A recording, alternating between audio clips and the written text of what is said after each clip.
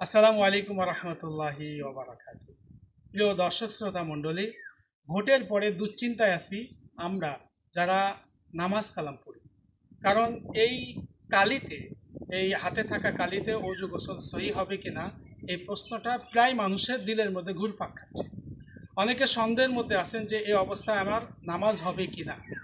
আমাদের জানতে হবে অজু এবং গোসলের যে সকল অঙ্গগুলো ধোয়া ফরজ, সেগুলো আবরণ মুক্ত হতে হবে। সেখানে যদি পানি পৌঁছানোর কোনো প্রতিবন্ধক সৃষ্টি হয়, তাহলে তাতে কিন্তু অজু এবং গোসলটা সহি হবে।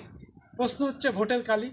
হ্যাঁ, এই প্রশ্ন উত্তর হচ্ছে ভোটের কালিটাই অজু এবং গোসলের পানি পৌঁছাতে প্রতিবন্ধকতা সৃষ্টি করে না, অর্থাৎ সহজে তার মধ্যে পানি চলে যায়।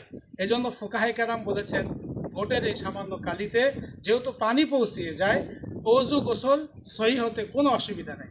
সুতরাং দুশ্চিন্তার কোনো কারণ নাই। আমরা এই অবস্থায় অজু এবং গোসল করে সালাত আদায় করতে পারবো। ইনশাআল্লাহ আমরা পবিত্র হয়ে যাব। আসসালামু আলাইকুম রহমতুল্লাহি ওয়া বারাকাতুহু।